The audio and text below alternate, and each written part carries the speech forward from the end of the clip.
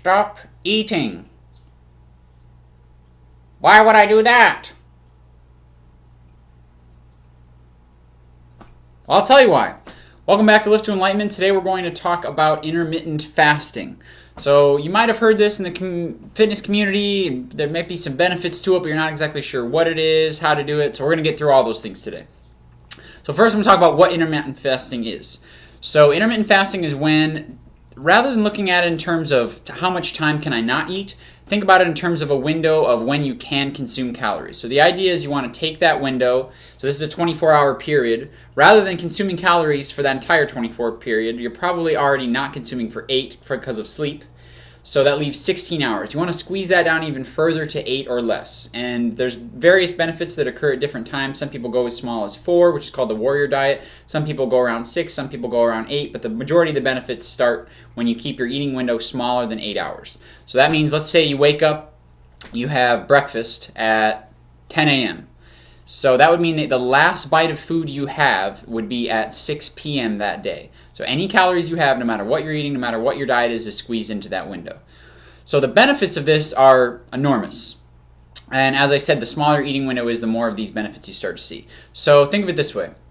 When your body is digesting food, let's say you eat a meal every 3 hours, you're never really in a state where your body is not busy digesting food. And there's a lot of energy in food. There's a lot of benefits to the foods you're consuming, to the various supplements and such. But it takes a lot of effort and focus from your body to actually break that down and assimilate those nutrients.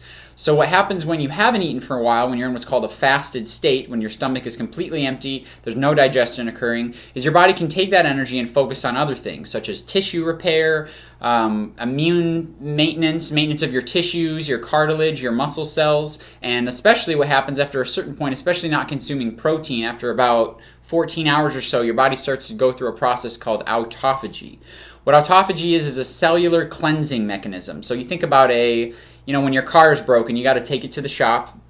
You don't have your car for a couple days. They've got whatever they're doing, fixing your tires, putting in a new motor or a new part of the motor or whatever it may be. For those couple days, you can't drive the car. It's in the shop. But once you get it back, it's going to drive better. Your body's the exact same way. If you're constantly running it and you never get it a break, it's never going to be able to fix those things. So what happens is damaged proteins, damaged organelles, little things inside of your cells that really need to be replaced, that can't happen while your body is always busy devoting all of its cellular enzymes to digesting food. So when you stop doing that, your body cleanses itself out a little bit and you feel a little bit lighter. All of your organ systems work much better. Your cells are happier, better functioning, and ultimately increases your health and longevity.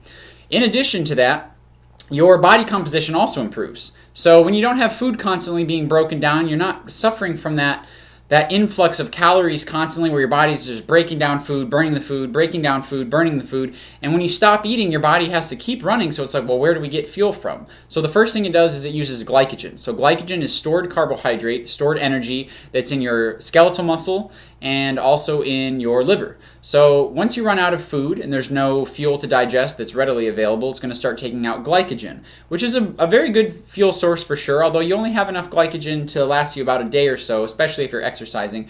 So after a while, you have to start finding a new fuel. And what your body does is it actually looks for stored body fat and starts burning that in a process called ketosis. So I'll definitely do another video on ketosis. I'm really big into that and the benefits, and it's definitely been a big life changer for me.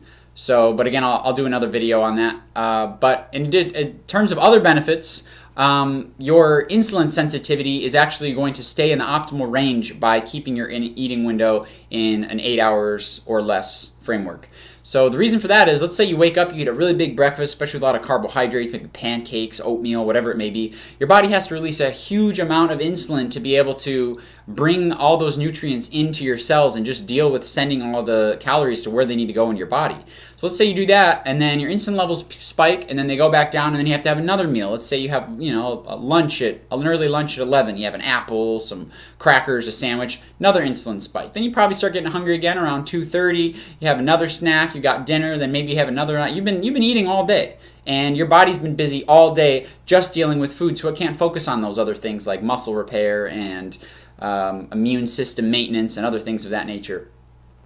So the cool thing about avoiding that is that when you have a smaller window of insulin release, your body actually stays more sensitive to insulin. So insulin is a hormone, and much like opiate addiction, your body can get used to it, and you need more and more and more. And this is really taxing on the pancreas as years go on. So one really big way to help with not only insulin sensitivity, but avoiding things like hyperinsulin sensitivity and type 2 diabetes is to keep your eating window small, and that way your pancreas can get a break, your whole body can get a break and focus on other things. So there's some other cool benefits to this.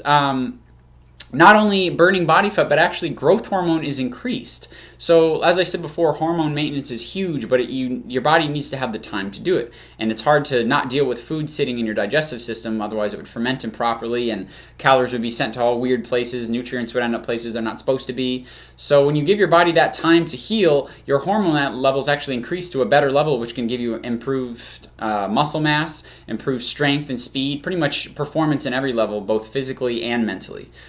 You'll also notice if you look through religious traditions, almost all of them have a tradition of fasting regularly, whether it's an intermittent fast in the middle of the day, so say, like I said, taking 16 hours off, or maybe it's a 3-day fast where you're just consuming water, or maybe a little bit of teas here and there, or some electrolytes just so you stay conscious. So the cool thing about religion is it's not only about spiritual things, but they also include health, and a lot of the times these overlap. So you may notice that if you do start fasting, your desire for food will go down and you may feel a little bit lighter, like your mind is kind of starting to lift to a little bit of a higher frequency. You may feel an increased depth into your meditations. Your dream recall may increase, dream vividness. There's really a lot of benefits to this. It's definitely not limited to the body. I could go on about this forever. So I really think you should try it out. If you have any more questions, let me know, and I guess so I'll tell you here, before we finish it off, I'll tell you how to intermittent fast. So it's really not tricky at all. Don't even worry about what you're eating right now. Just isolate this experiment. Don't change your diet. Just change the time you eat. Like I said, get a stopwatch. The second that first bite of food touches your mouth, touch that stopwatch. And you can eat whatever you want, anytime you want, but in those 8 hours. And then once that 8 hours stops, that's your last bite. So when that little timer says 8 hours on it, whatever's going into your mouth, that's your last bite. So get it down, enjoy it, because you're done. But you only have to take 16 hours off. So if you're sleeping for 8 of those hours, you're really only not eating for 8 hours. You might not even notice the difference. If you feel good from that, you can squeeze that a little bit down further into 6 hours, then eventually 4 hours if you really want to try it. It sounds crazy. A lot of people think it's absolutely nuts. How could I not eat all the time? But it's really fascinating to see how your body adapts and how much better you feel, how much better you look, how much better you think. The benefits really seem endless. So I encourage you to give it a shot. If you have any questions, let me know. Please subscribe to the channel, leave me some comments, and I'll talk to you guys soon. Thanks.